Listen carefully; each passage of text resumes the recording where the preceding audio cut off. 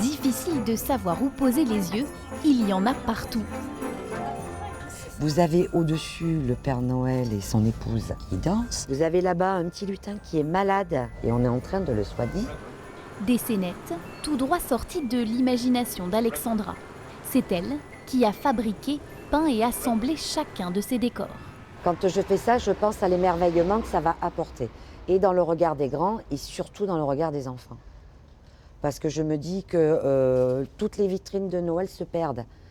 On le voit, elles deviennent toutes un peu automatisées. Ici, une vitrine tout en poésie, pour le plaisir des passants. C'est extraordinaire, c'est la magie de Noël. Je m'émerveille comme un enfant. Et je trouve que c'est un travail magnifique, magnifique. Pour fabriquer ce joli village, comme le Père Noël, Alexandra a son atelier. Il est à l'arrière de sa blanchisserie. Alors, nous voici dans mon antre. C'est ici qu'elle conserve tout le matériel pour ses créations.